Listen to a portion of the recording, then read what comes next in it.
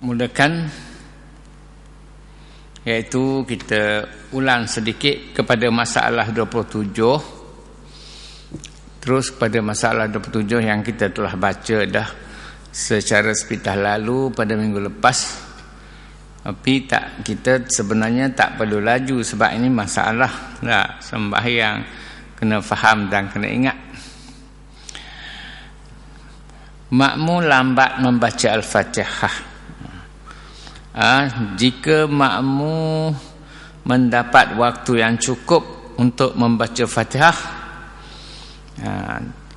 cukup dah. Tetapi oleh sebab ia seorang pembaca yang memang lambat, tabiat dia dah baca lambat ni, waktu kalau nak ikut cukup dah, memang dah dia mari, itu maknanya dia bukan makmum masbuk, dia makmum muafiq dah.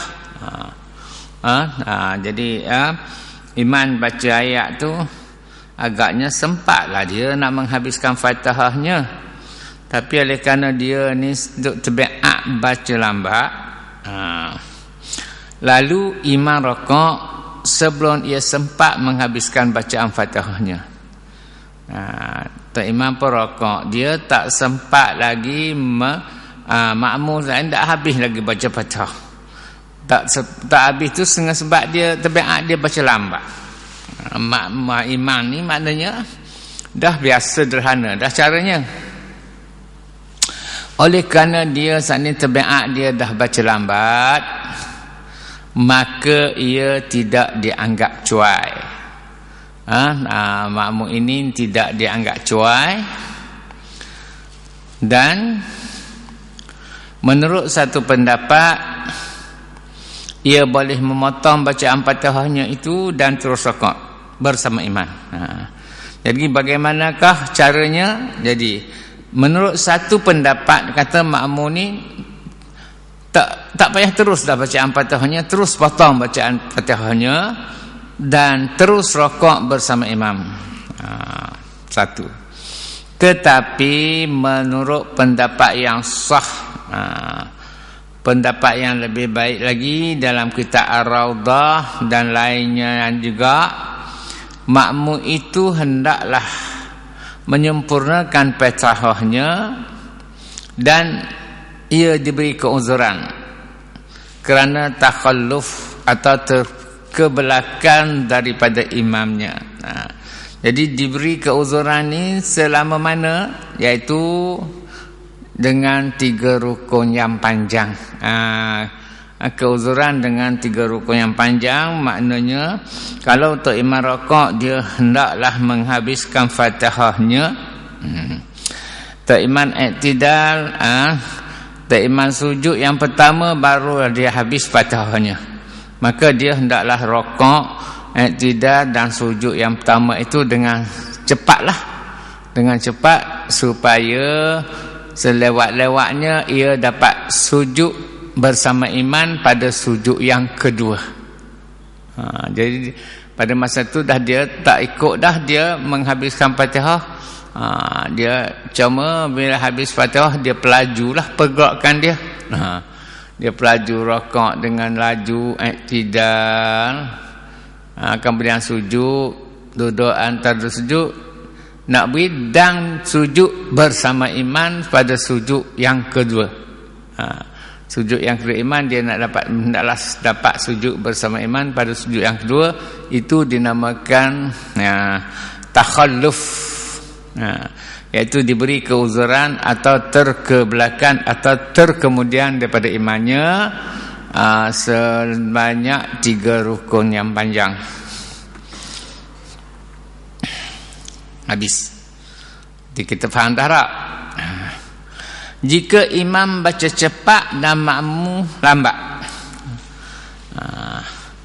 Tadi makmum lambat membaca Al-Fatihah.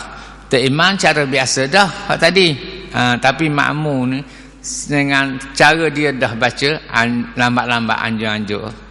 Yang kedua pula, imam baca cepat pula. Tadi imam cara biasa dah.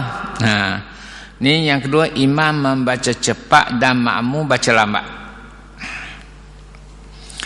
Jika imam membaca cepat dan rokok, tak imam pun rokok lah sebelum makmum menyempurnakan bacaan Fatihahnya.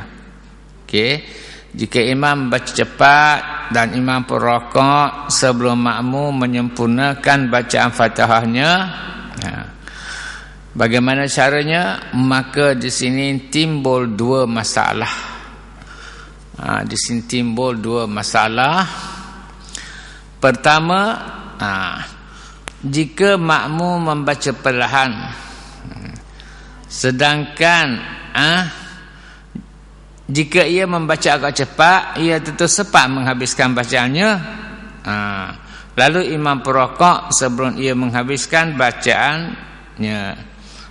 Jika makmum membaca perlahan, baca perlahan, baca slow, lambat-lambat. Sedangkan kalau dia baca agak cepat, baca laju, baca macam orang baca biasa, bukan anjur-anjur, ia tentu sempat menghabiskan bacaannya. Dah. Lalu imam pun rokok. Jadi hak ni jika makmum membaca perlahan ni, hak ni dia sengelai baca perlahan pula. Dulu nu memang tabiat dah. Ni dia sekalian baca lambat-lambat. Sedangkan makmum pula, imam pula jenis baca cepat. Jadi ada dua, bagaimanakah masalah ini? Timbullah dua masalah. Pertama, jika makmum itu membaca perlahan, sedangkan jika ia baca agak cepat sikit, ia tentu sempat menghabiskan bacaannya. Dan lalu imam perokok habis. Tapi oleh kerana dia baca perlahan, dia sengaja buat lambat-lambat, lalu imam perokok lah, makmum belum lagi menghabiskan bacaannya. Satu. Kedua, jika makmum itu dari semula jadi seorang yang membaca lambat, tadi hak yang pertama tu dia bukan semula jadi baca lambat, tapi sengaja je ngelain buat perlahan, baca lambat-lambat. Hak ni yang kedua, jika makmum itu memang dah semula jadi dah seorang pembaca yang lambat, memang dah tabiat dia dah, jadi ada beza lah tu. Maka dalam kedua masalah ini, hendaklah makmum menyempurnakan bacaan Fatihahnya. Kedua-dua masalah ini, hendaklah makmum menyempurnakan bacaan Fatihahnya walaupun ia ditinggalkan oleh imam. Jadi maknanya yang pertamanya, bacaan dia hendaklah menyempurnakan bacaan Fatihahnya sekalipun ditinggal oleh imam. Kenapa tu? Kerana dia kata dia hendaklah menyempurnakan bacaan Fatihah dia, kerana jika kita katakan si makmum itu boleh memotong bacaan Fatihahnya, dia baca lambat dah, kita kata dia boleh potong Fatihahnya bila imam rokok dan rokok bersama imam. Jadi akibatnya tentulah akan membawa makmum itu tertinggal bacaan Fatihahnya pada semua rakaat sembahyang lah. Tak bangun yang kedua pula, yang pertama katakan dia boleh potong, imam rokok dia potong, Fatihah dia baru habis separuh, potong. Kemudian rakaat yang kedua begitu juga, dia buat lambat juga, baru habis setengah Fatihah imam rokok, dia pun rokok. Dan begitulah rakaat ketiga begitu jugalah. Kalau maknanya kalau kita kata dia boleh potong bacaannya, rakaat yang ketiga begitu juga, imam rokok dia dah habis lagi, dia rokok, katakan dia rokok bersama imam. Begitulah juga rakaat yang keempat, dah dia bacaannya dia buat lambat ataupun sengaja lambat, tabiat lambat, maka seandainya kata dia boleh potong semua bacaan rakaat, dia boleh potong bacaan Fatihahnya, iaitu berhenti setakat yang sepat kemudian rakaat bersama imam setiap rakaat, nescaya tentulah akan membawa makmum itu tertinggal bacaan Fatihahnya pada semua rakaat sembahyangnya. Kalau dikatakan dia boleh potong, maknanya potong semua lah setiap 4 rakaat tu dah dia buat pelambak semua. Jadi kalau kata boleh potong, maknanya berarti dia tertinggal semua lah Fatihahnya dalam setiap rakaat, tertinggal yang tak habis. Kerana kelambatan bacaannya dan kecepatan bacaan imamnya. Makmum baca lambat, tak imam laju. Hak lambat ni sama ada semula jadi ataupun sengaja melambat-lambatkan. Maka oleh sebab itu ia wajib takalluf ke belakang pada imam. Jadi sebab itu dia wajib takalluf terkebelakang daripada imam. Macam tadilah, artinya dia kena kejar. Maknanya setiap rakaat tu dia kena kejar imamnya supaya dapat sujud yang kedua bersama imam. Paling lewatnya dia hendaklah kejar. Lepas pada habis Fatihah dia rakaat, tidak sujud. Dengan cepatlah, paling lambat pun dia mesti dapat sujud bersama imam pada sujud yang kedua. Itu cara dia.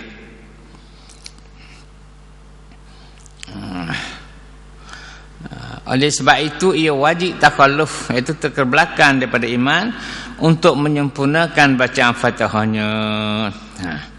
Dan apabila ia selesai membaca Fatihah, hendaklah dia rakaat tidak ada sujud sehingga ia mendapatkan imam. Itu sehingga dia mendapatkan imam paling lewatnya dalam sujud yang kedua.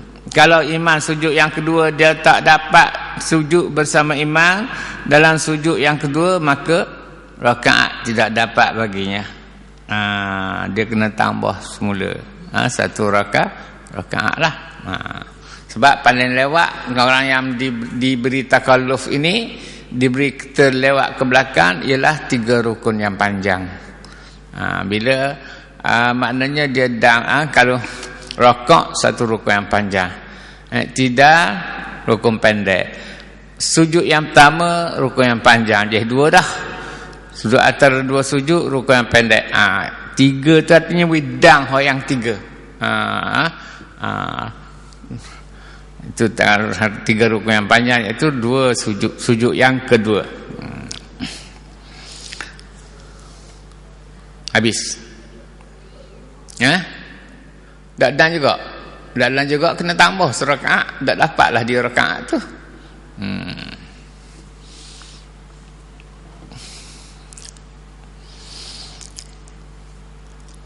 Makmum mendapat imam 23 misal 23, makmum mendapat imam dalam rakaat pertama solat Jumaat pula ni. Solat Jumaat. Tadi Jumaah berjamaah, ni sembahyang Jumaat pula. Bagaimana? Makmum mendapat imam dalam rakaat pertama solat Jumaat. Jika makmum masbuk mendapat imam di dalam rakaat yang pertama sembahyang Jumaat, makmum masbuk kan, dia dan dengan imam dalam rakaat yang pertama. Artinya rakaat yang pertama dia dan rakaat bersama imam. Dia mari, maknanya katakanlah tu imam dah baca ayat dah. Baca ayat dia pun dan Fatihah 2 ayat, tu imam pun rakaat. Itu maksudnya.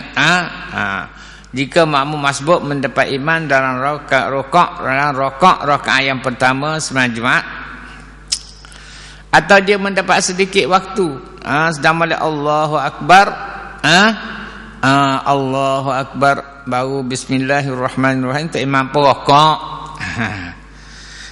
Atau dia mendapat sedikit waktu bersama imam dan sempat membaca setengah Fatihah, kemudian dia rakaat bersama imam dan i'tidal, itu tak ada hal lah, dapatlah dia rakaat. Tetapi sudah i'tidal berlaku kesesakan Dan ia tidak dapat menyempurnakan sujud. Tak boleh nak sujud. Berlaku kesakan. Pak kita tak berlaku. Mungkinlah di Mekah berlaku benda ni. Nyemari. Nyemari puak-puak hak bukan hak Melayu ni. Mari duduk tengah. Jadi namun kita ni tak boleh nak sujud dah. Tadi rokok dan bersama imam dah, iktidal dan bila nak rokoknya mari kesesakan masuk depan dalam antara barisan pok-pok dia tu. Mari kesesakan gitu. Dia tidak dapatlah nak menunjukkan sujudnya. Jadi duduk berdiri gitulah dalam iktidal tu. Hingga imam rokok bagi rakaat kedua. Tak imam pun naik dah rakaat yang kedua, baca Fatihah semula. Jadi kita duduk diri lagi rakaat pertama tak selesai lagi, tak boleh sujud lagi. Gitu. Tak boleh sujud lagi bagi rakaat kedua, maka sehingga imam rokok bagi rakaat kedua. Maka bila imam rokok, maka hendaklah ia terus rokok bersama imam. Jadi maknanya rakaat yang kedua tu barulah boleh nak sujud. Tadi tak boleh lagi dah, duk tunggu sehingga tak imam berlaku kesakan. Sehingga tak imam habis dah rakaat yang pertama, bangun pula. Bangun pula pada rakaat yang kedua. Jadi kita tunggulah imam gitulah.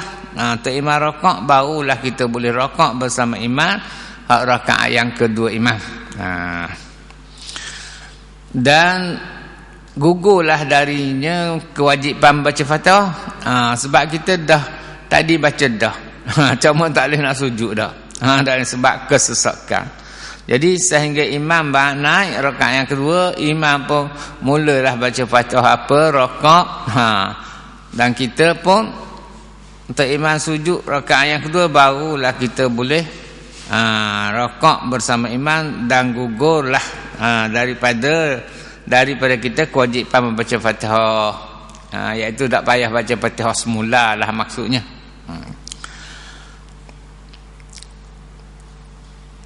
Jadi maknanya kita dapat satu rakaat je lah. Tak lah rakaat yang pertama tak boleh nak sujud. Tak boleh nak sujud.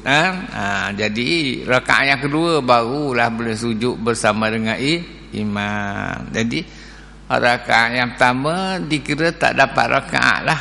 Maknanya kena tambahlah satu rakaat lagi.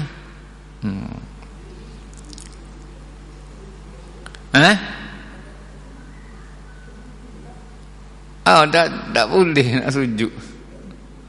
Tak nak sujud pun ada. Masa tu ni duk mari berderu. Andaian dah tak benda ni tempat kita tak berlaku lah, tapi dia buat andaian. Fiqh ni dia buat belaka, nak menyelesaikan masalah. Gugurlah daripadanya kewajipan membaca Fatihah. Begitu juga ia mendapat imam dan sempat membaca setengah Fatihah, lalu imam pun sujud, maka hendaklah ia potongkan bacaannya dan terus rakaat bersama imam. Begitu juga ia mendapat imam dan sempat membaca setengah Fatihah, lalu imam pun sujud, maka hendaklah ia potongkan bacaannya dan terus rakaat bersama imam.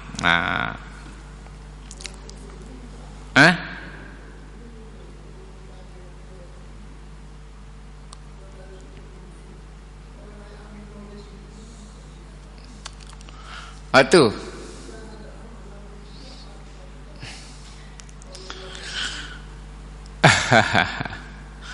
dah maknanya betul lah, tapi tak imam qiyam tau.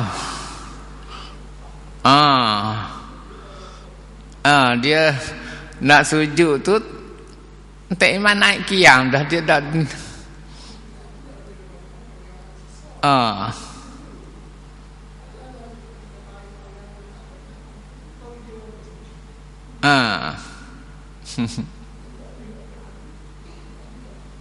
Iyalah. Nak ikut kira tu rakaat dapat masa rokok tu tak? Nak kedang kejar rakaatnya. Tapi tu dia kata jika makmum masbuk mendapat imam dalam rakaat pertama, dalam rakaat yang pertama sembahyang Jumaat, maksud sembahyang Jumaat, atau dia mendapat sedikit waktu bersama imam dan sempat membaca setengah Fatihah kemudian dia rakaat bersama imam, makmum masbuk mendapat imam dalam rakaat yang pertama, ataupun hak ni ayat yang pertama ni lewat sikit lagi sedang molek imam rakaat dia pun Allahu Akbar dan rakaat bersama dengan imam.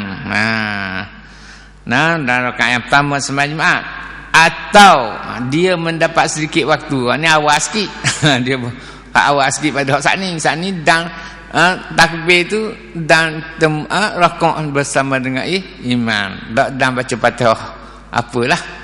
Yang kedua ni, atau dia mendapat sedikit waktu, ni awal sikit, bersama imam dan sempat membaca setengah Fatihah, dan separuh Fatihah lah, rakaat. Kemudian ia rakaat bersama imam, i'tidal. Setelah i'tidal berlakulah kesesakan dan ia tidak dapat menyempurnakan sujudnya. Habis tak dapat menyempurnakan sujudnya. Jadi maknanya kalau macam Haji Ali kata tadi tu, maknanya orang tak ada dah kesakan dan dia turun sujud tak.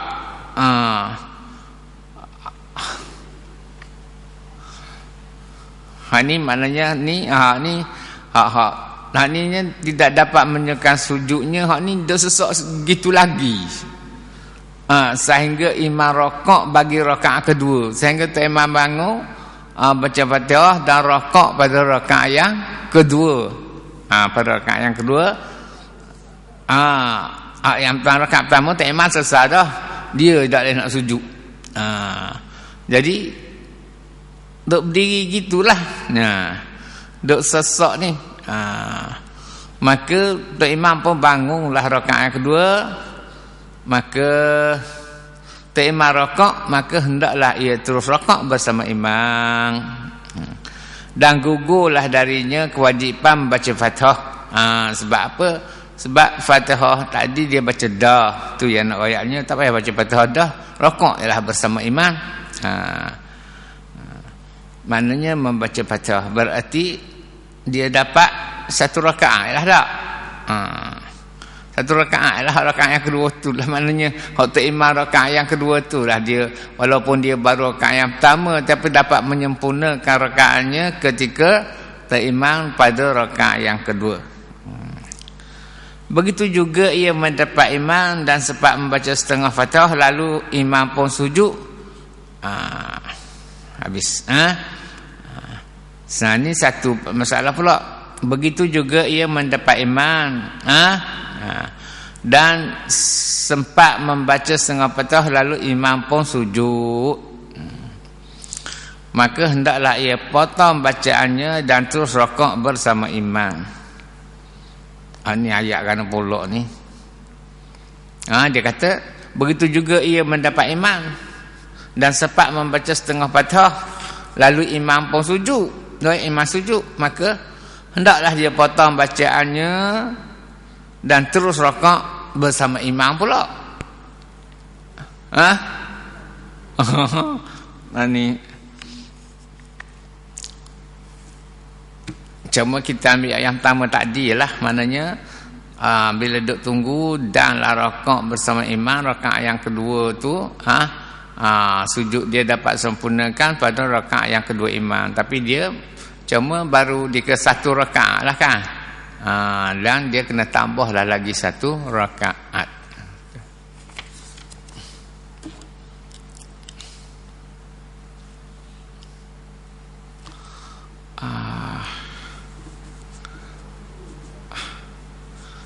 Cikgu Mang lah ke? Cikgu Haji Mang.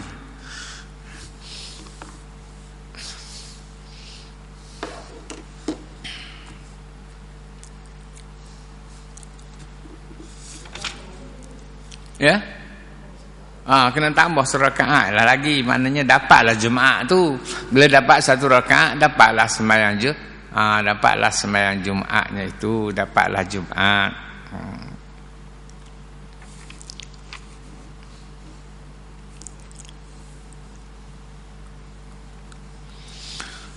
24 makmum terganggu sujud kerana kesesakan. Ni sesak lagu mana pula ni? Tengok. Tadi tak boleh nak sujud, dah tak boleh nak sujud juga kerana kesesakan. Ni jika kesesakan berlaku dalam solat Zuhur. Tadi solat Jumaat. Tadi solat Jumaat berarti dapatlah dia juga Jumaat dan dapat satu rakaat bukan? Jangan tambahlah lagi satu rakaat. Ni jika kesesakan berlaku dalam solat Zuhur atau lainnya, solat Zuhur ke Asar ke Isya ke, tak, menyebabkan makmum terganggu dan terlambat jauh daripada imannya dari menyempurnakan sujud. Ketinggalan jauhlah daripada imam untuk menyempurnakan sujud sebab terimam. Tak ada ganggu lah. Dia siapa nak pergi ganggu depan imam? Tak, kita makmum lah. Jadi teriman jauh daripada imannya dari menyempurnakan sujud dalam keempat rakaat semuanya. Maka ia dibolehkan meninggalkan baca Al-Fatihah pada semua rakaat itu dan solatnya sah. Ini lain pula. Inilah satu-satunya masalah dalam mana makmum dibolehkan meninggal bacaan Fatihah pada semua solat. Gambarannya begini. Jika kesesakan berlaku dalam solat Zuhur atau lainnya lah, bukan solat jemaah ni, solat fardu, menyebabkan makmum terganggu dan terlambat jauh daripada imannya, ketinggalan jauh daripada imannya daripada menyempurnakan sujud. Daripada menyempurnakan sujud. Tak imam sujud dah, makmum terganggu, tak boleh nak sujud. Di dalam keempat rakaat semuanya. Dalam keempat rakaat maknanya tak boleh nak sujud.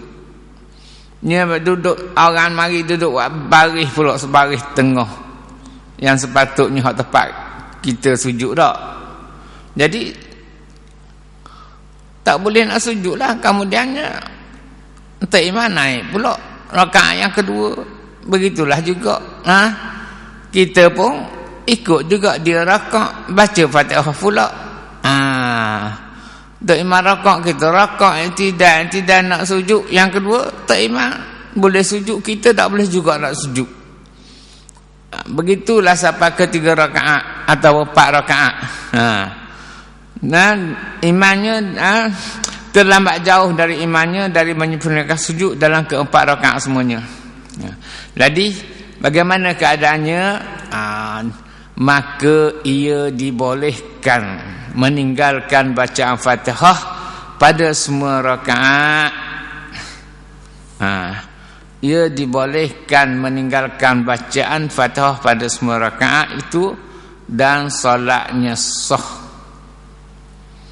Inilah satu-satunya masalah dalam mana makmum dibolehkan meninggalkan bacaan Fatihah pada semua solat.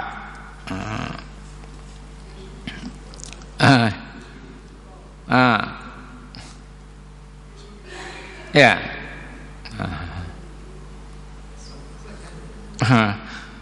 Tapi makna kita tengok sini dia. Gambaran makmum mendapat iman dan rakaat pada rakaat yang pertama solat Zuhur. Lalu ia rakaat dan iktidal bersama imam. Kemudian berlaku kesesakan dan dia tidak dapat menyempurnakan sujudnya sehingga imam habis-habis selesai baca Fatihah rakaat berikutnya dan sebaik saja ia bangkit pada rakaat yang kedua, imam pun rakaat dan ia pun terus rakaat dan iktidal bersama imam. Kemudian berlaku pula kesesakan seperti tadi, lalu ia pun berbuat seperti apa yang dibuat pada rakaat yang pertama itu dan sebaik saja ia bangkit pada rakaat yang ketiga, imam pun rakaat dan ia pun terus rakaat bersama imam. Dan apabila keadaan seperti ini berlaku pula kepadanya pada rakaat ketiga dan yang keempat, maka hendaklah ia terus rakaat bersamanya dan gugurlah bacaan Fatihah pada semua rakaat itu. Sujud tapi Fatihah tak payah baca.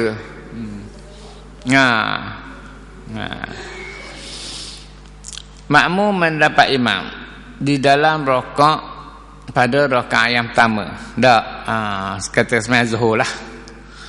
Jadi dah rakaat bersama imam, dalam rakaat pertama solat zuhur. Lalu ia rakaat. Tak. Tak imam rakaat, makmum rakaat dah. Dan iktidal, tak imam iktidal, makmum iktidal, dan iktidal bersama imam. Kemudian berlaku kesesakan. Bila nak sujud berlaku kesesakan. Dan ia tidak dapat menyempurnakan sujudnya. Tak dapat nak sujud sehingga hampir-hampir selesai membaca Fatihah. Sehingga imam hampir-hampir selesai membaca Fatihah. Imam naik rakaat yang kedua dah. Tak? Imam naik rakaat kedua baca Fatihah. Sehingga hampir-hampir selesai baca Fatihah. Dan sebaik saja ia bangkit kepada rakaat yang kedua. Kemudiannya seimam nak selesai baca Fatihah baru dapat sujud. Baru dapat sujud. Kemudian bangkitlah kepada rakaat yang kedua. Sedang molek beri tegak saja dan baca Fatihah ke tak sedang molek qiyam dengan tamatninahnya, imam pun rakaat. Dia terus kena ikut imam, rakaat bersama dengan imam. Dia terus rakaat. Imam pun rakaat dan ia pun terus rakaat dan iktidal bersama imam. Berlaku pula kesesakan pula. Nak sujud. Nak sujud rakaat yang kedua. Sesak pula, mai kesesakan pula seperti tadi juga. Lalu macam tadi jugalah dia kena buat. Maknanya bila lapang dah, tu imam pun makmum tadi kena sujud. Kena sujud. Berbuat seperti apa yang buat pada rakaat pertama itu. Dan begitulah sebaik saja dia bangkit pada rakaat ketiga, imam pun rakaat lah. Dah sebab dia tertinggal dah ni. Sedang molek naik rakaat ketiga, imam rakaat, maka dia pun hendaklah terus rakaat. Terus rakaat bersama imam.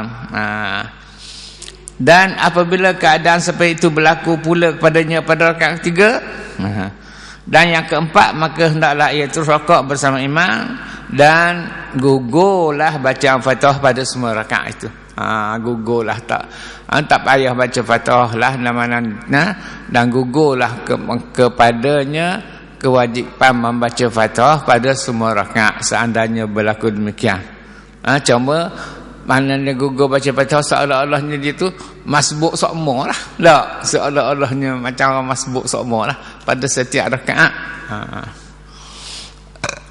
Tak berlaku lah tempat kita ni. Tak. Tapi alnai yang begitulah. Mungkin dulu masjid kecil, orang ramai ke.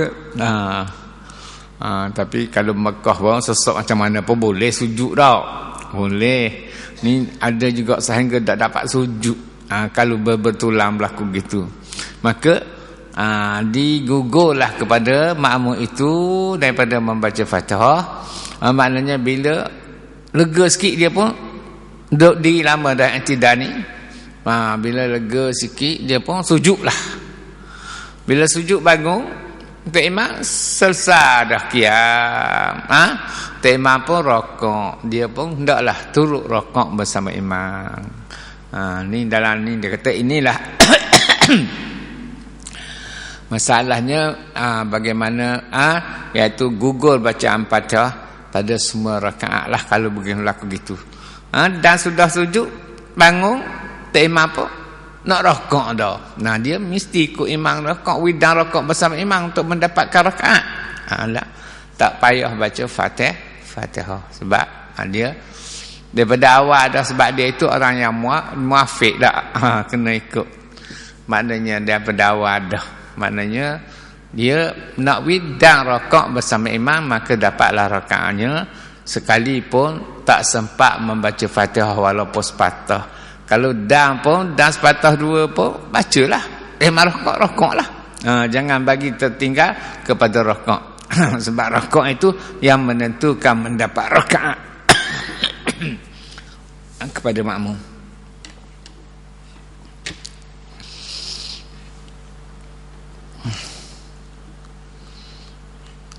Boleh teruskan?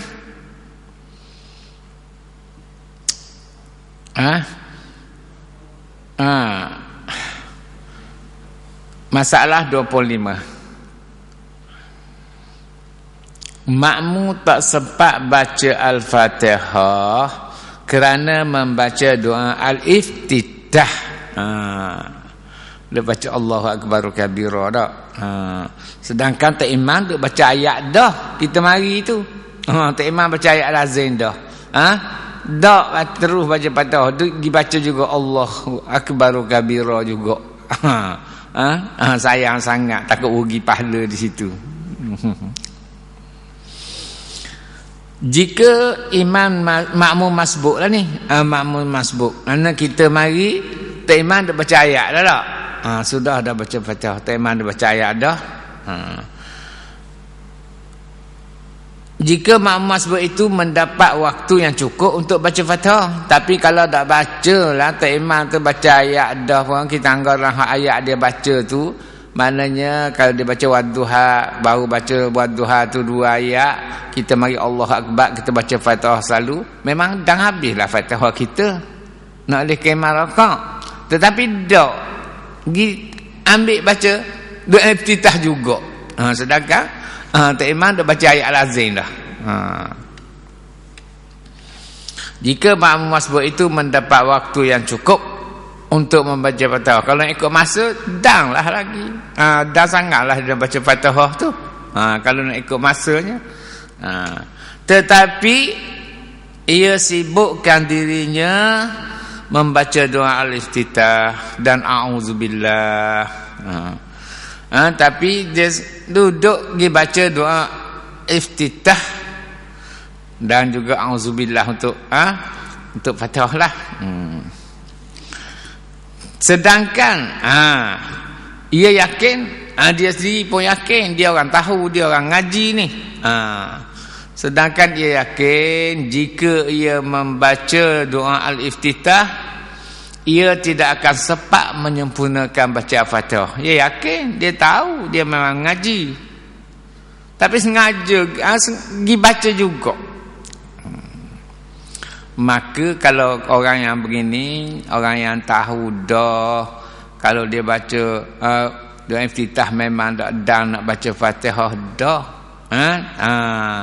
dan memang dia tahu dah, dia dengar juga. Tetapi dia duk sibuk juga pergi baca doa Iftitah, sehingga kan dia tidak sempat tak sempat menyempurnakan bacaan Al-Fatihah. Dan baca Fatihah tak separuh ke, maka makmum yang semacam ini dia dianggap cuai. Oleh kerana dia dianggap cuai, dia tidak diberi keuzuran takalluf, tidak diberi keuzuran ketinggalan ke belakang dengan 3 rukuk.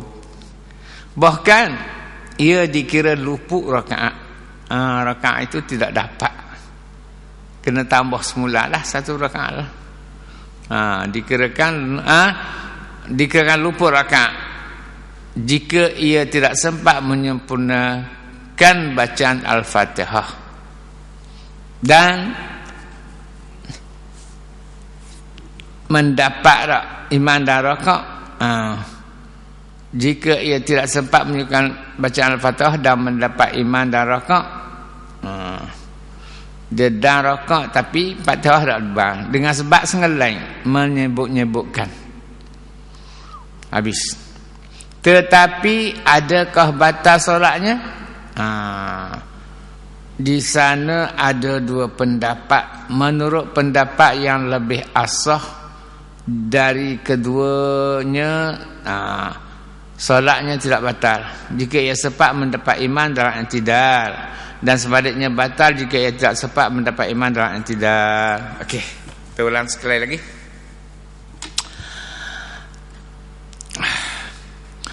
Jika makmum masbuk itu mendapat waktu yang cukup untuk membaca Al-Fatihah, hanya imam baca ayat, ayat lazim ke ayat lazim itu panjang juga. Kalau dibaca Fatihah dan lagi, Nabi Fatihah kalau dibaca selalu, ataupun untuk imam tu baca, kita kata baca surat besar lah. Dia tak tahu tak iman nak berhenti kat mana, dia rasa panjang lah ni, dia pun pergi baca Fatihah.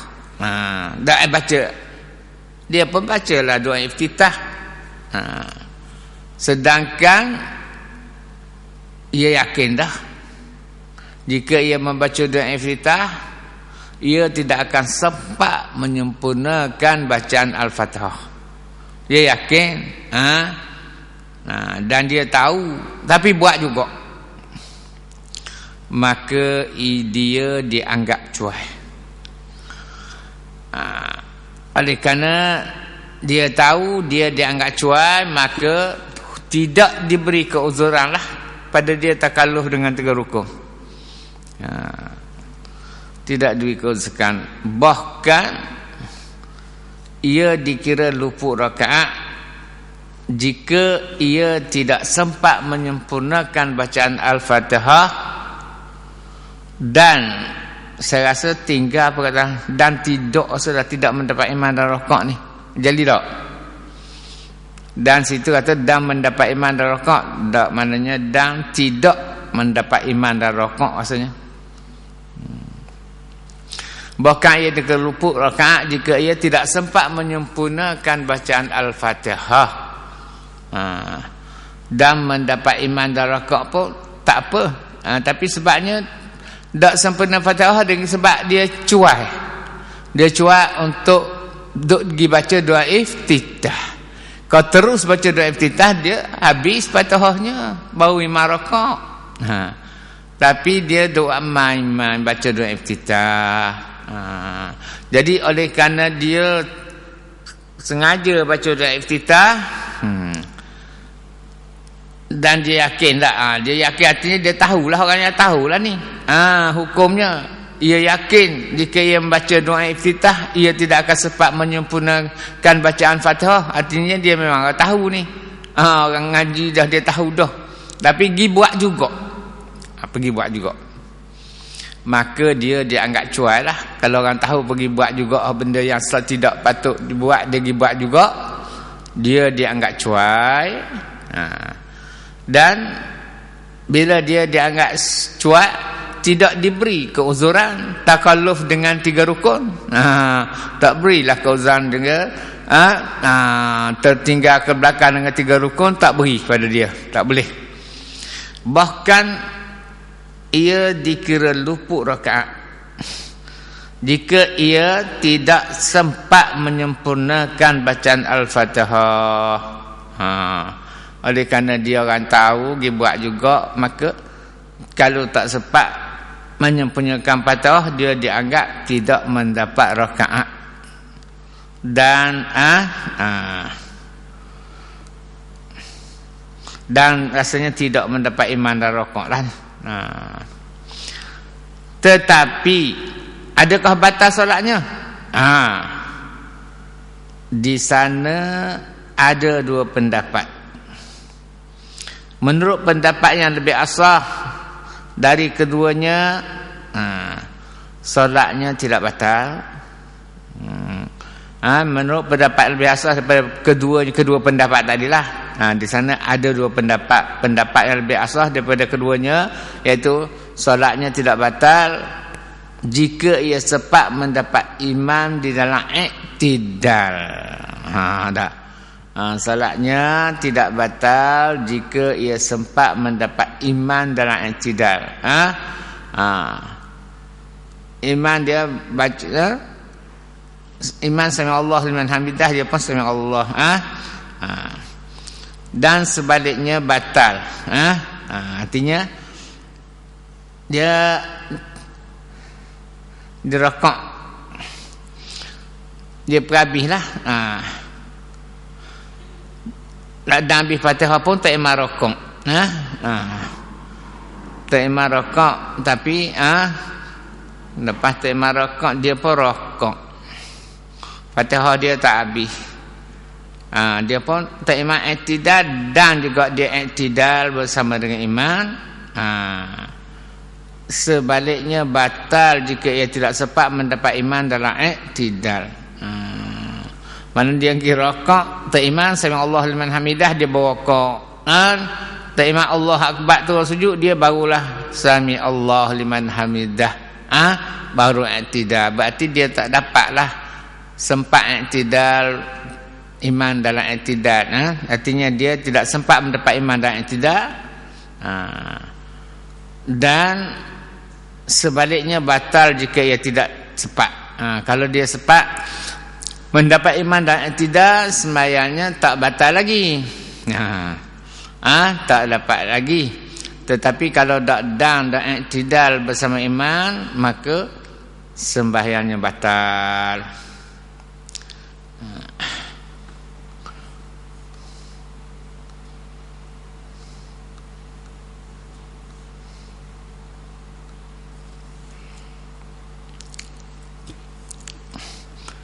Boleh tak ni?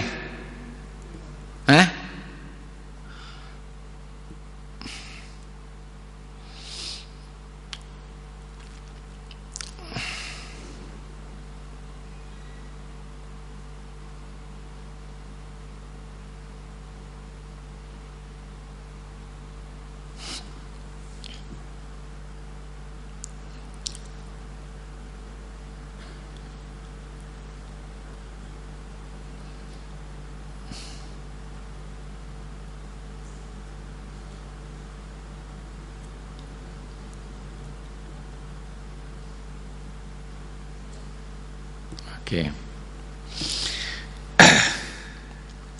Kita ulang sekali lagi bagi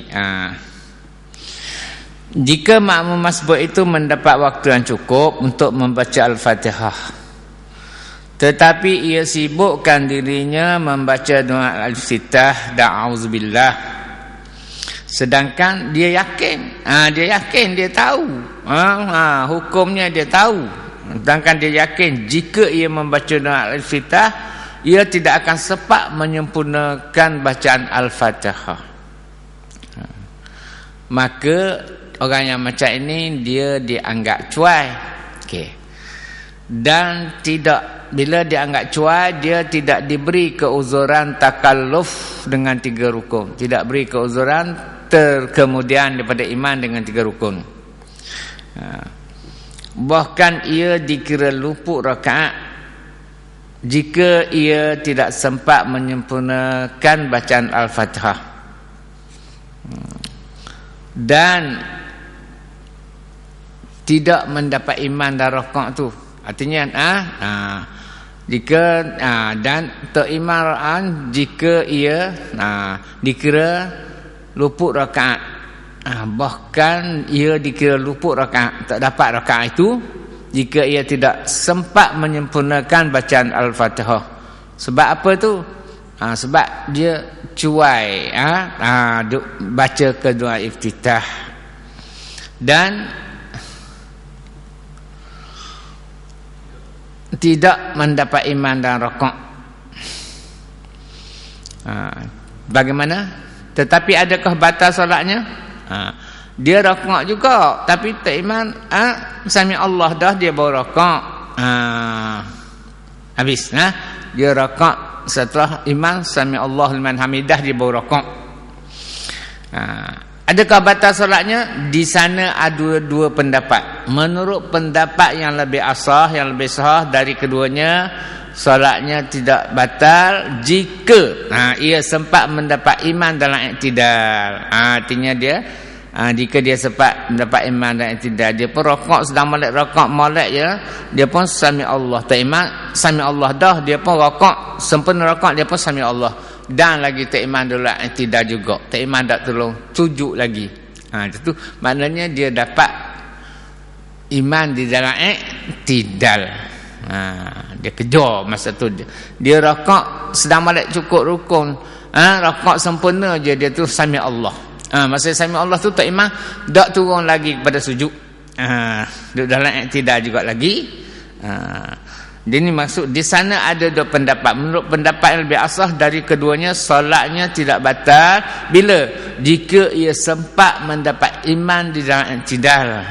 Macam saya terang saat inilah.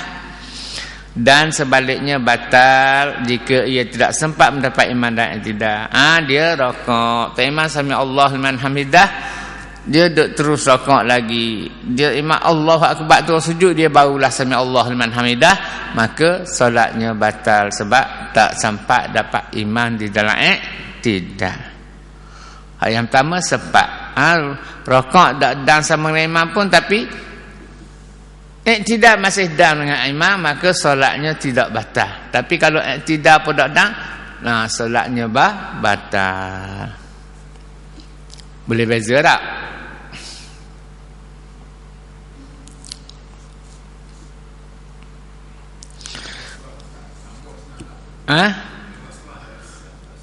Betul lah. Tu tambah warna dah jadi batal. Dengar tu. Kalau dapat iman dalam i'tidal, salatnya tidak batal. Salatnya tidak batal, tapi rakaat kena tambah. Kalau tak ada i'tidal, salatnya batal, tak tambah, kena salat semula lah. Jalin. Dia hak dan dalam i'tidal tu dapatlah solat yang tidak batal, tapi rakaat dapat dah, kena tambah lah. Ya.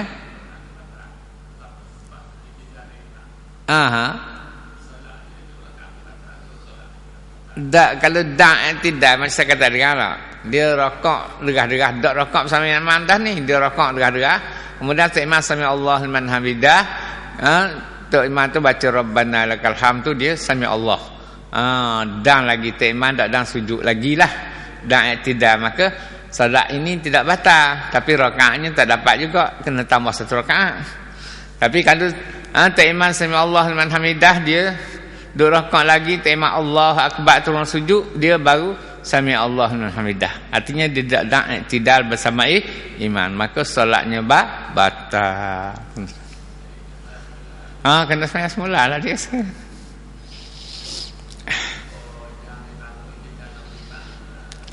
Tak batal, tapi rakaat tak dapat lah. Kena tambahlah satu rakaat lagi.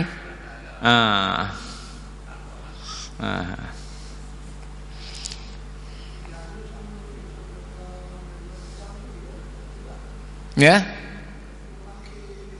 Yalah, makna sami Allah liman hamidah kan tak iman daklah, kan tak iman baca pula rabbana lakal hamd. Kalau panjang rabbana lakal hamdu mil samawati mil ardi umma syi'ta min sa'in ba'd di lagi dak tidak lagi lah.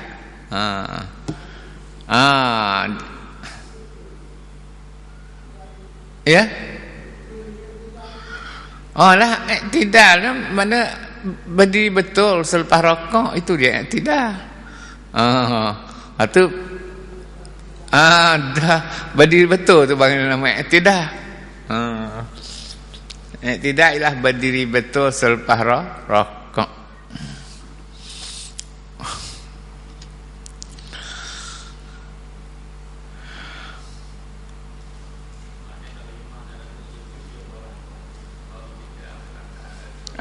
Tak dang tu. Tak mantap sujud dah, dia baru naik i'tidal, dia baru nak bangkit daripada rakaat tak. Rakaat mana batal lah.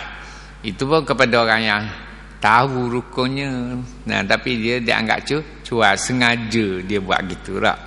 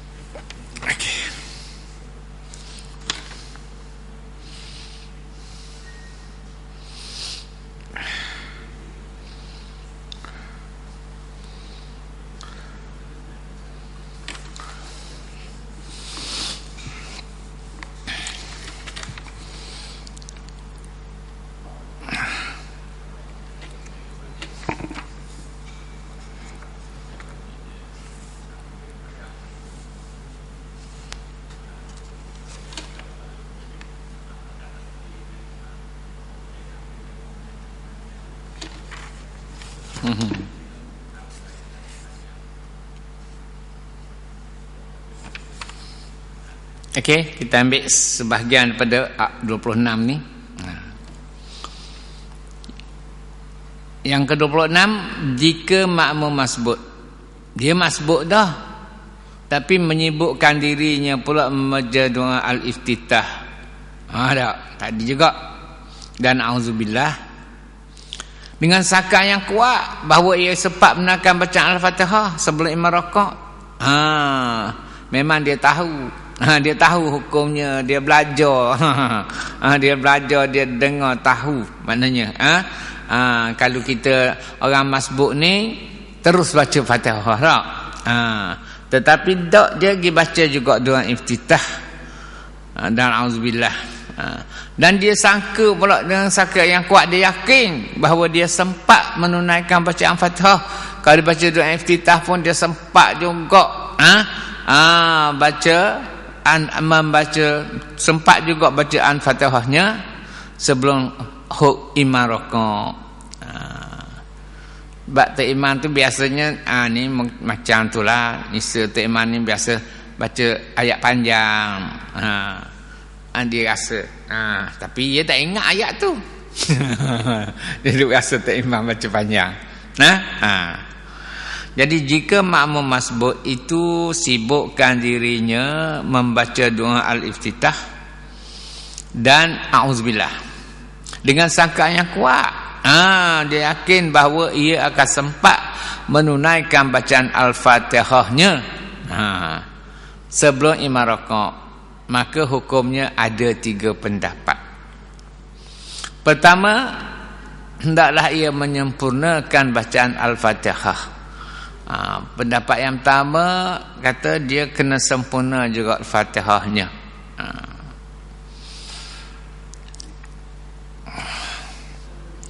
Sebab apa? Sebab dia yakin dia sempat sempurnakan Fatihahnya sebelum imam rakaat. Tiba-tiba tak ada habis tak imam rakaat, maka dia kena menyempurnakan bacaan Fatihahnya. Satu. Kedua, hendaklah ia terus saja rakaat. Sebab dia masbuk? Tak.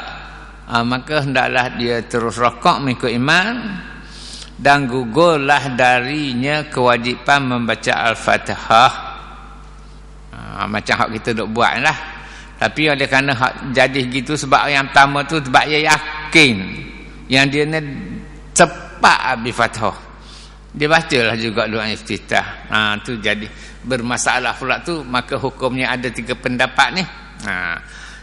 Pertama, hendaklah ia menyempurnakanlah bacaan Fatihah dia. Kedua, hendaklah ia terus saja rakaat mengikut imam, dan gugurlah darinya kewajipan membaca al-Fatihah. Macam hak kita duk amalkanlah. Pendapat ini dinaskan dalam kitab Al-Imla. Ketiga, hendaklah ia membaca al-Fatihah sepanjang ia membaca doa al-iftitah dan auzubillah. Ketiga, kan? Oleh kerana dia duk baca doa iftitah, maknanya Fatihahnya dia baca dan sikit baca Fatihah imam rakaat, maka dia hendaklah kena baca juga Fatihah itu sekadar sepanjang doa iftitah dia baca. Dia kata walau makna kalau nak banding doa iftitah dengan Fatihah tu sampai ghairil maghdubi alaihim, makna dia kena baca dah juga. Fatihahnya kena baca sekadar sepanjang doa iftitah dan auzubillah. Dan inilah pendapat yang asahnya. Pendapat yang lebih sahihnya iaitu dia kena baca juga Fatihah dia itu sekadar sepanjang doa iftitah yang dia baca. Tak ada habis pun tak apalah, dengan dia rasa mana kalau saparil maghdubi alaihim tu maknanya habis dah. Doa iftitah setakat tu je, sama panjang antara doa iftitah dia kena baca juga sampai setakat tu. Dan ini pendapat yang asah lah, yang lebih sahih. Dan inilah pendapat Abu Zaid Al-Marwizi. Dan inilah pendapat yang disahkan oleh Al-Qaffal. Mengikut pendapat yang tiga ini, jika bacaan doa al-iftitah da'udzubillah itu dapati lebih panjang daripada Al-Fatihah, maka hendaklah ia membaca Al-Fatihah itu semuanya lah. Kena perhabis juga Al-Fatihah. Kalau rasa dan iftitah ni na'udzubillah sama panjang dengan Fatihah ni sepanjang, kena perhabis lah doa Al-Fatihahnya itu. Kenapa? Kerana ia dikecuali atas perbuatannya tidak terus membaca Al-Fatihah, tapi pergi baca Allahu Akbar kabira dulu. Di dalam Sarul Muhazzab, Al-Imam An-Nawawi menjelaskan masalah ini dengan lebih terperinci lagi. Katanya, saya potong sampai dulu, kena balik study dulu lagi biar sahih. Panjang lagi ni Imam Nawawi ni ada semuka surat lagi. Jadi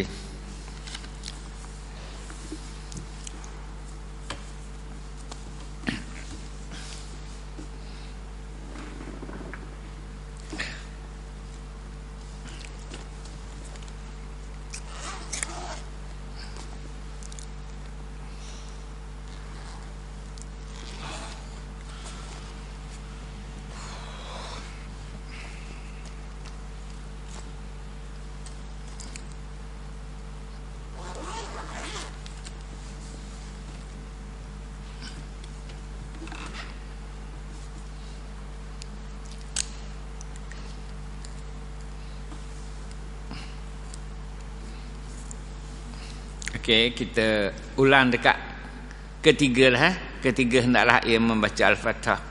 Kita akan ulang balik hingga depan.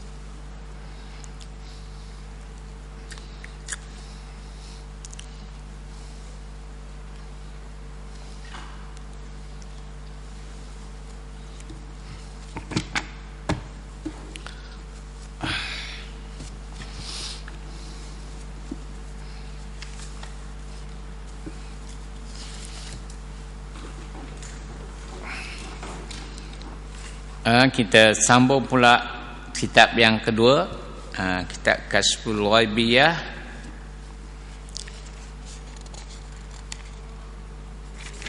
Buka muka surat 125.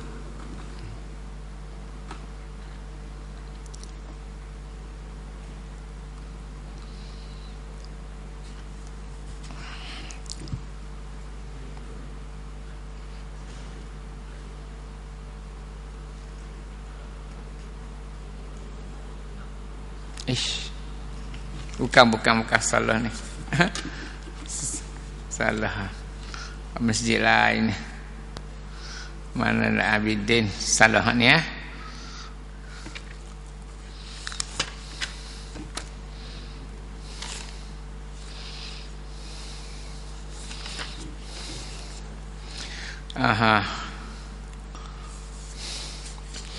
Muka surat 68.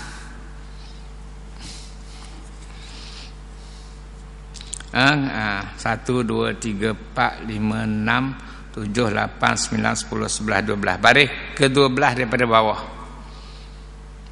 Muka surat 68 baris ke-12 daripada bawah. Iaitu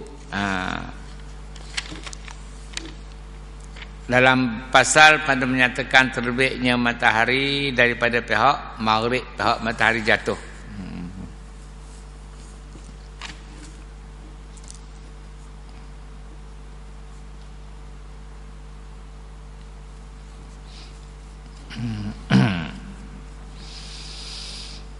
Jadi bila matahari dan bulan naik di sebelah matahari jatuh, sebelah maghrib, maka tertutuplah pintu taubat itu. Saya ulang sikit lah. Jadi Sayyidina Umar pun bertanyalah Rasulullah, ya Rasulullah, apa pintu taubat itu? Pintu taubat itu apa dia? Sabdanya, baginda pun bersabdalah, pintu taubat itu dijadikan Allah Ta'ala di belakang pihak maghrib. Allah Ta'ala jadikan di belakang lagi daripada pihak matahari jatuh. Dan dia adalah suatu pintu daripada syurga. Sebab taubat ni benda yang baik yang akan membawa orang yang bertaubat itu kepada syurga. Sebab itulah pintu taubat juga adalah satu pintu daripada syurga. Dan adalah pada pintu itu dua pendiriannya. Dua, mana turuh pintu lah, dua pendiriannya. Dua turuh pintu, bertatahkan mutiara dan yakut. Dan luas mana kat pintu tu? Sekira-kira 40 tahun perjalanan kuda yang pantas. Dah luahnya pintu taubat ni. Nak menerima semua taubat-taubat dah. Sebanyak mana umat manusia ni daripada zaman Nabi Adam sampailah kepada matahari dan bulan. Naik sebelah barat. Selama itulah taubat hamba masuk kot itulah. Banyak mana manusia yang bertaubat dah tak mau besar apa, tak mau luah apa. Dan nak menggambarkan begitulah maknanya rahmat, kasih sayang Allah pada hambanya, membuka pintu taubat itu dengan seluah-luahnya, supaya diampunkan dosa hamba-hambanya. Jadi maknanya baginda kata luasnya pula tu sejauh sekira-kira 40 tahun perjalanan larian kuda yang pantas. Dan pintu itu sentiasa terbuka selama-lamanya, tidak pernah tutup.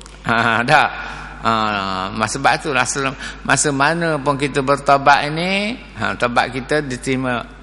Pada waktu mana pun diterima Allah, dan masuklah ke dalam pintu taubat itu.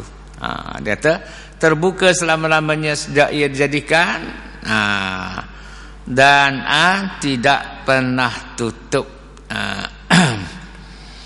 Hinggalah bila dia tutup, hingga datang kepada pagi malam yang terbit matahari daripada pihak maghrib, hinggalah kepada malam yang esoknya akan terbit matahari daripada pihak matahari jatuh.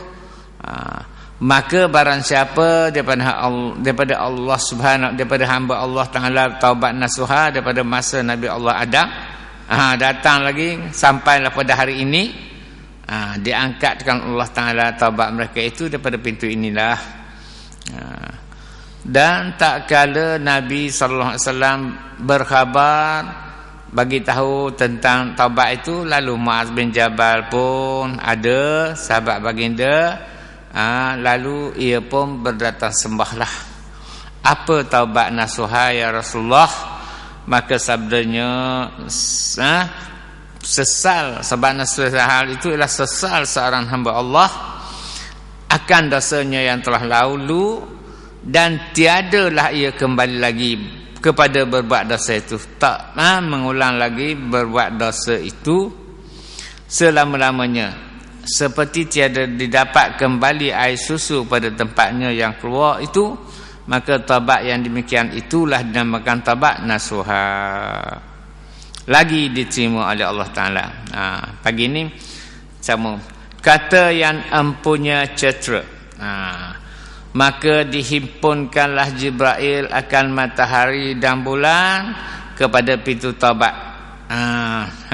Iaitu bila dah matahari dan bulan naik di sebelah barat, sebelah matahari jatuh, sampai di tengah-tengah langit, tengah taidi, datanglah malaikat Jibril, pegang bulan dan bintang itu, buat turun balik ke sebelah matahari jatuh. Buat turun balik. Maka tak kala itulah dihimpunkan Jibril. Jibril pegang sebelah matahari, sebelah bulan, bawalah ke depan pintu taubat itu. Dua-dua matahari dan bulan, maka bertemulah keduanya. Bulan dan matahari pun duduk depek lah kita kata, kedua-duanya seolah-olah daun pintu lah tu. Daun pintu taubat lah. Tadi dia kata pintu taubat cuma ada turuh pintu saja. Tak sebut daun dia lagi. Dia sebab dia sentiasa terbuka. Sejak daripada zaman Nabi Adam lagi sampailah kepada hari ini pun sentiasa terbuka. Jadi tutupnya bila Jibril bawalah kedua-duanya setelah naik, kedua-duanya naik daripada sebelah barat sampai kepada tengah-tengah, kita kata tengah matahari, maka Jibril pun ambil lah, pegang kedua-duanya, seolah ambil bulan dan matahari, pegang kedua-duanya, bawalah kepada hadapan pintu taubat, maka bertemulah keduanya. Duduk depan pintu taubat, maka dirapatkanlah kedudukannya.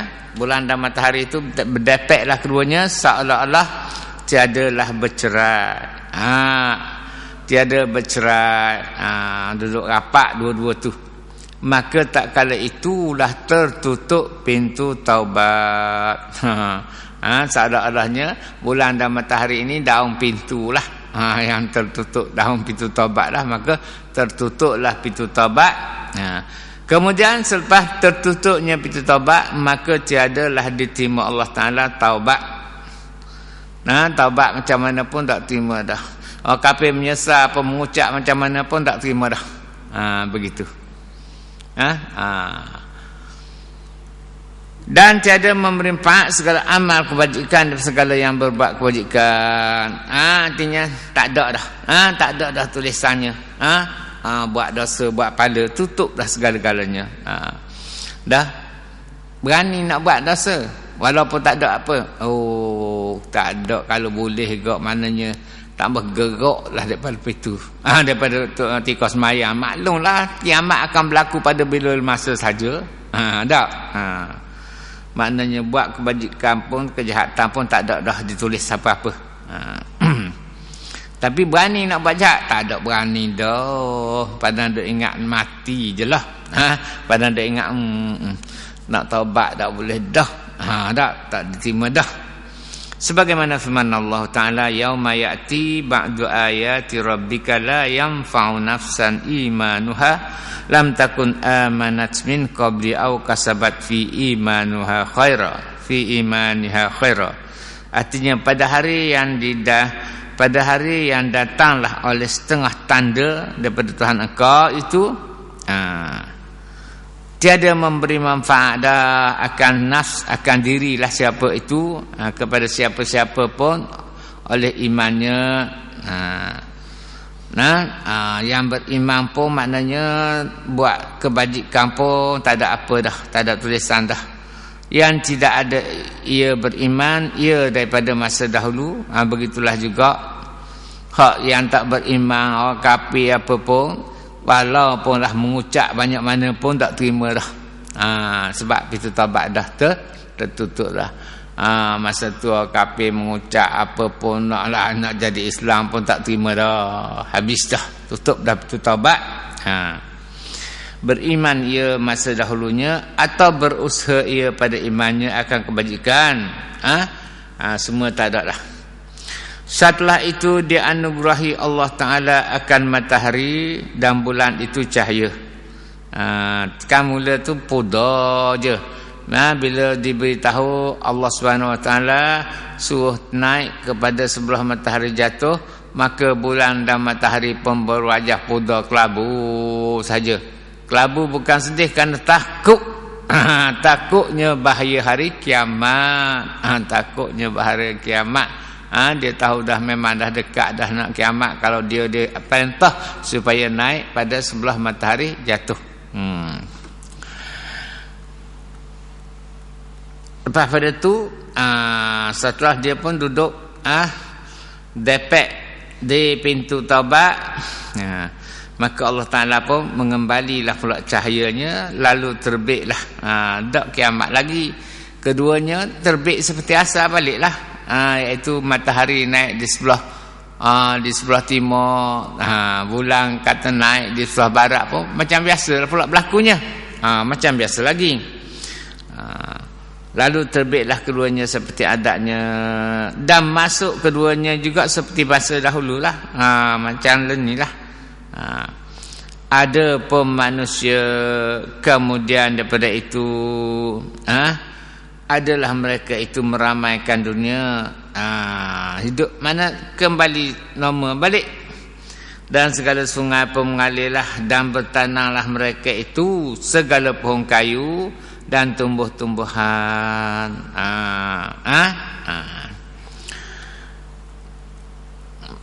Dan pohon kayu dan tumbuh-tumbuhan mana berusaha baliklah macam biasalah. Tumbuh-tumbuhan pun tumbuhlah. Demikianlah hal dunia ni, begitulah. Hingga datang kepada hari kiamat. Habis. Ada pun perkataan atas mengakakkan Quran, iaitu bila nak berlakunya kiamat, semuanya Al-Quran itu diangkat oleh Allah. Ada lagu mana kok caranya? Nak bagi tahu lagu mana cara dikatakan Quran itu diangkat, terangkatnya Al-Quran. Iaitu ada pun perkataan atas mengakakkan Quran itu, maka antara tiba-tiba segala manusia, kita tidur semua malam tu, bermalaya, dan pagi-pagi bagi orang biasa baca Quran pagi-pagi, tiba-tiba ditengok dengan Quran, sungguhnya terakak ia daripada mushaf. Artinya tak ada ayat setiap habuk, tinggal kertas saja-saja. Itu caranya Quran diangkat, bukannya buat naik Quran berbutir-butir, berjuta butir lah. Dak. Cuma kertas kosong yang ada. Malik lagi ni, nak tidur malik sangat lagi, baru duk baca Quran malam ni, baca-baca, tiba-tiba pagi esok bangun ambil Quran nak baca, tak ada dah, tak ada ayat satu huruf pun, yang ada kertas kosong. Itu satu cara Al-Quran itu diangkat, bukan buat naik kitab tu. Tulisannya hilang. Tiba-tiba dengan Quran, sungguhnya terakak ia, dari terakak ia daripada mushaf, dan tiada dapat padanya satu huruf pun, tak ada satu huruf pun. Semuanya tinggal kertas kosong. Dan bermalam mereka itu, dan berpagi-pagi mereka itu, hak bagi orang hafal Quran pula gitu juga. Dan bermalam mereka itu, dan berpagi-pagi mereka itu, sungguhnya terakak ia daripada dada laki-laki, maka tiada hafal seorang akan satu huruf pun. Hak bagi dalam dada hak orang hafal Quran, malam ni molek lagi ngapanya, tidur pagi esok nak sebut bismillah pun tak boleh dah, habis. Itu diangkat lah tu. Itu maksud hak dalam dada pula. Terangkat, dia kata, maka tiada hafal seorang akan satu huruf pun, tak boleh nak hafal, tak boleh nak sebut dah. Dah ingat rasa tak ada. Nak kata alif ba pun tak boleh dah. Diangkat Al-Quran tu cara yang kedua. Hak dalam famasah ni, hilang tulisannya. Hak dalam dada penghafal Quran, tak boleh nak ingat satu huruf pun. Diriwayat daripada Abdullah bin Mas'ud radhiyallahu taala, sahabat baginda Abdullah bin Mas'ud, bahawasanya berkata ia, Abdullah bin Mas'ud pun katalah kepada kita semualah, para sahabat, bacalah oleh kamu akan Quran dahulu daripada bahawa diangkatkan. Bacalah ni sebelum daripada diangkat, dan diangkat tak ingat setiap habuk dah. Buka-buka dalam Quran pun tak ada setiap hak dalam dada, dia pok dulu hafal lah dah, tak ingat setiap. Gi buka balik kita Quran, kertas kosong saja-saja. Jadi Abdullah bin Mas'ud kata, bacalah. Kata Abdullah bin Mas'ud, baca oleh kamu akan Quran dahulu daripada bahawa sebelum dia diangkatkan dia, maka bahawasanya tiada berdiri kiamat hingga diangkatkan, dan kiamat tidak berlaku selagi Al-Quran itu belum diangkat. Maka kiamat akan berlaku melainkan selepas Al-Quran itu diangkat, hilang. Bahawasanya tiada berdiri kiamat hingga diangkatkan dia. Dikata orang, ya Aba Abdurrahman, ni Abu Hurairah ni, Aba Abdurrahman ni, betapa diangkatkan, bagaimana gak Quran itu diangkat? Tanya Abu Hurairah pula. Dan sungguhnya kami sabit akan dia dan dada, sedangkan kami dah lama dah ni, dah hafal ni, tepat kemah dah duduk dan dada ni. Tak hilang setiap huruf pun bila baca, ingat belaka.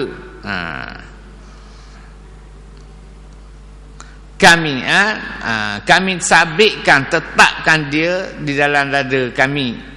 Dan begitulah juga dalam mushaf. Boleh tahan nak baca. Dalam mushaf kami pun berkata ia. Lalu jawablah Abu Hurairah, berjalan atasnya pada malam, berlakunya peristiwa Al-Quran itu diangkat pada malam, kata Abu Hurairah. Maka tiada ingat ia dan tiada membaca, yakni tidak dapat membaca ia suatu huruf pun. Hafal selama mana dah hafal, maknanya duk makan dah tak tinggal, tapi bila diangkat satu huruf pun tak ingat. Pagi esok bangun tak ingat satu huruf, semalam baca lagi, hafal lagi semalam, bila tidur bangun pagi ni dah ingat apa sikit habuk dah. Dan tersebut dan Nafrawi firman Allah Ta'ala, fartakib yauma ta'tis sama'u bidukhanin mubin. Ini tanda-tanda akhirlah nak berlaku dunia kiamat ni.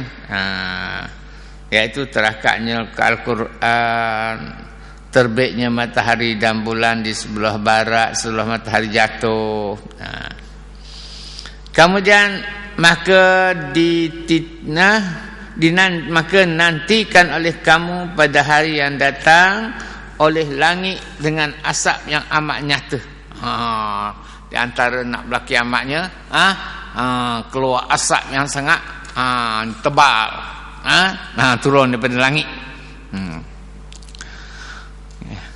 Sebagaimana diambil daripada firman Allah juga ni, fartakib yauma ta'tis sama'u bidukhanin mubin. Artinya maka nantikan olehmu pada hari yang datang oleh langit dengan asap yang amat nyata, hingga akhir hayat lah.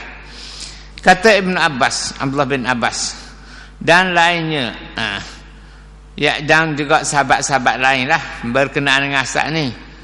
Apakah asap itu? Iaitu asap dahulu daripada berdirinya kiamat, berlakunya kiamat, bumi ini dipenuhi dengan asap. Yang masuk ia, asap ni masuk ia pada telinga kafir, masuk ke dalam telinga orang kafir dan orang munafik,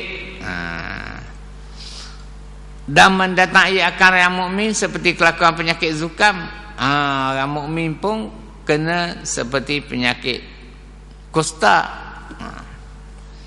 Hak asap, penyakit yang keluar daripada asap ni, bagi orang kafir, orang munafik masuk terus ke dalam telinga. Dan orang mukmin pula, asap ini membawa pula penyakit seperti penyakit zukam, penyakit kusta. Dan adalah bumi sekelilingnya itu seperti satu rumah yang dinyalakan api dalamnya. Bumi pada masa itu macam sebuah rumah yang dinyalakan api dalamnya. Api nyala. Yang tiada padanya kayu, tapi tak ada kayu api. Kemudian bertiup angin yang lemah lembut. Kemudian berlaku lepas tu, bertiuplah angin yang lemah lembut, bukan ribut dah, bukan tapak, angin yang lemah lembut pun bertiuplah. Maka tiada tinggal ia akan satu mukmin, malaikat mati belakalah. Bila angin bertiup, maka semua orang mukmin ni tak ada tinggal seorang pun mati belaka. Mati belaka dengan tidak ada tinggalan seorang pun.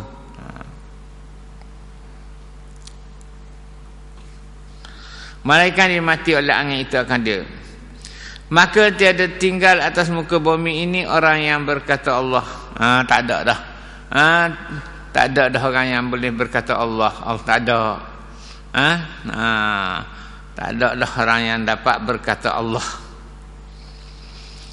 Habis. Mana itu tanda dunia hampir dekat sangat dah nak kiamatnya.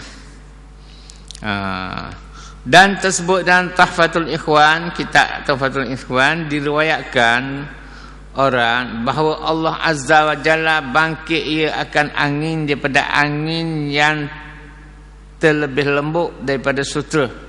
Kata tadi tak? Kepada orang mukmin datangnya angin yang terlalu nyaman, terlebih lembut daripada sutera. Dan terlebih baik baunya daripada kasturi dengan baunya yang tersangat harum. Maka tiada meninggal ia akan seorang yang di dalam hatinya misqala zarratin daripada iman. Pada masa itu jugalah maknanya maka tiada meninggal ia akan seorang. Dalam hati manusia kita ni yang beriman, tak ada dah tinggal. Walaupun sebesar zarah tidak ada lagi dah tinggal keimanan. Malaikat memati ia akan dia. Sebab apa tu? Sebab kebajikan dan kejahatan tak ada tulis dah. Tak. Jadi dan tinggal manusia dan tinggal manusia kemudian daripada itu 100 tahun. Lepas pada tu dunia ni tak kiamat lagi, 100 tahun lagi. Tiada mengenal mereka itu akan agamanya. Tapi manusia ni pada masa tu tak ada dah kenal agama, tak ada dah. Maksudnya kata-kata macam bukan manusia lah. Dan tiada segala agama. Semua agama tak ada dah. Kafir ke apa kesama dah. Tak ada dah kepada agama mereka. Kita orang Islam pun begitu jugalah. Bermula mereka itu kejahatan. Daripada itu 100 tahun. Bermula mereka itu kejahatan makhluk. Hidup dalam penuh kejahatan. Dan atas mereka itu berdiri kiamat. Maknanya pada masa tak ada dah orang ni yang beragama, maka pada masa itulah berlakunya kiamat. Dan bermula mereka itu dalam pekan mereka itu, dia ambil ulang sebelum lagi, sebelum berlakunya kiamat. Dia kata manusia ni yang hidup dalam pekan, dalam bandar, kerja berjual belilah sebagaimana biasa. Dan tersebut dalam hadis, ada dalam hadis menyatakan berdiri kiamat hingga tiada menumbuh akan Allah Ta'ala dalam bumi 100 tahun. Sebelum berdiri kiamat ni Tuhan tidak menumbuhkan apa jua pokok-pokok 100 tahun, tak ada tumbuh apa. Bila tak tumbuh apa, nak dapat makan nangkuk mana ada? Buah ni tak ada, buah padi ni ke gandum semua tak berbuah. Tanam-tanam pun tak ada buah. Selama 1 tahun berlakunya. Kemudian hasil 3 terselam, iaitu 3 kawasan terselam. 1 terselam dengan masyrik, di sebelah matahari naik. Kedua terselam ia dengan maghrib, terselam ujung dunia ni hak di sebelah matahari jatuh. Ketiga terselam ia dengan Jaziratul Arab. Dan ketiga terselam pula semua kawasan-kawasan di negeri Arab yang terkenal dengan Kepulauan Arab. Dalam Arab, dalam bahasa Arabnya Jaziratul Arab. Terselam semua. Seperti barang yang datang ia pada beberapa khabar, sebagaimana diberitahu dalam beberapa khabar atau hadis. Kemudian keluar ia daripada pertengahan negeri Adan itu negeri pihak laut, negeri yang menghalau ia akan manusia dari Masyriq kepada Maghrib, daripada Maghrib kepada Masyriq, 2 orang atas seekor unta dan 3 orang atas 1 unta, dan terkejut jin dan lari ia. Kemudian segala pulau maka kembali akan dia.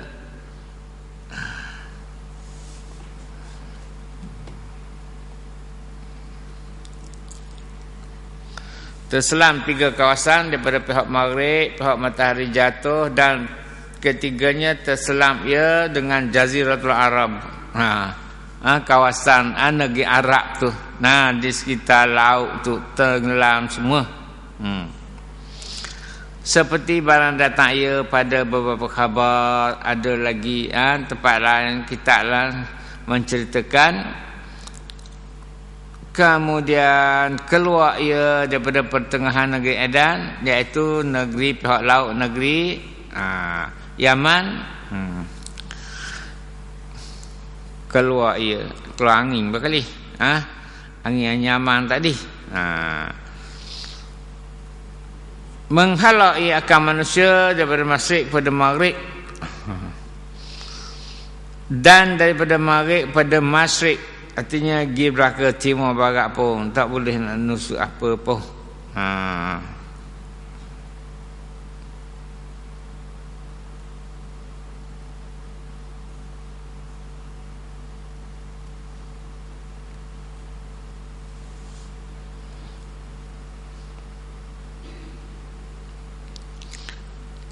Dua orang atas seekor unta.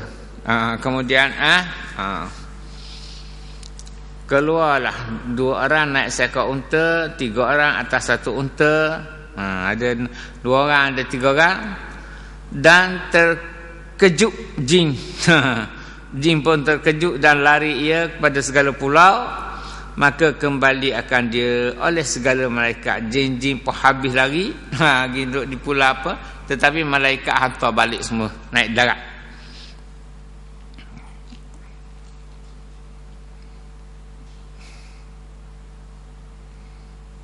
Wallahu a'lam. Maka antara itu dalam keadaan begitulah manusia, keadaan kehidupannya dengan makanannya tak ada apa ni, kesusahannya.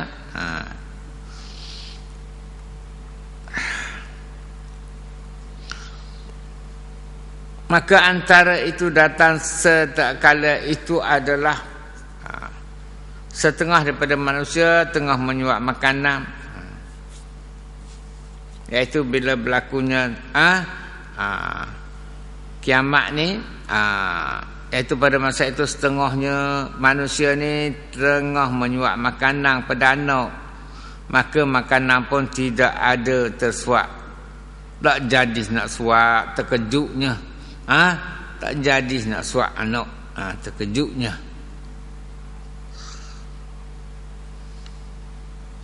Dan setengah daripada manusia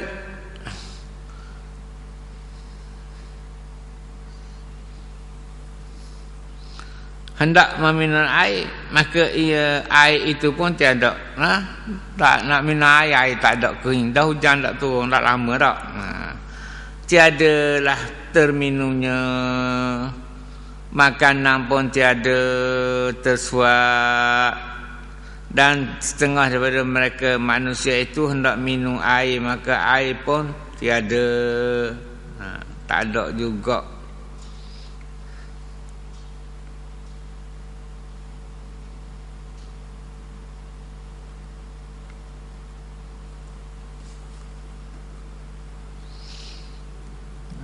Tiba-tiba dah air kering apa dah, datanglah kiamat sebagaimana firman Allah Ta'ala, wala ta'tiyannahum baghtatan wa hum la yash'urun.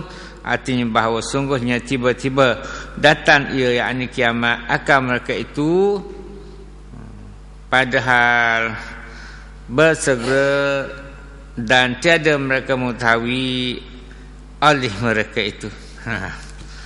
Tak tahu, tiba-tiba datang kiamat dengan segera, tak adalah lama apa nunda. maknanya tidak sedar dan keadaan tak sedar berlaku lah. Jadi itu saja.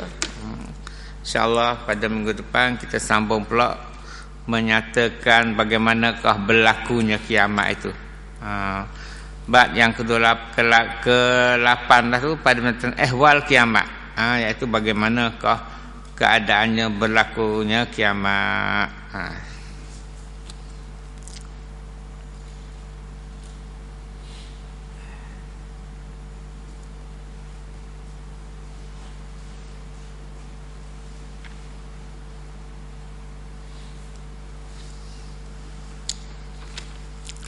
Siana. Wabillahi taufiq wal hidayah. Wassalamualaikum warahmatullahi wabarakatuh. Begitulah sekadarnya. InsyaAllah kita akan sambung lagi pada minggu depan. Kita akan dengar pula bagaimanakah berlakunya kiamat itu. Amin ya rabbal alamin. Bismillahirrahmanirrahim. Alhamdulillah rabbil alamin. Hamdan yuwafi ni'amah wa yukafi'u mazidah. Ya Rabbana lakal hamdu kama yanbaghi li jalali wajhika wa azim sultan. Allahumma inna na'udzubika minal hammi wal hazan wa na'udzubika minal azzi wal kasal wa na'udzubika minal jubni wal bukhl wa na'udzubika min ghalabati ad-dain wa qahri rijal. Wa sallallahu ala sayyidina Muhammadin wa ala alihi wa sahbihi ajma'in. Walhamdulillahirabbil alamin. Taqabbalallahu minna minkum taqabbal ya karim.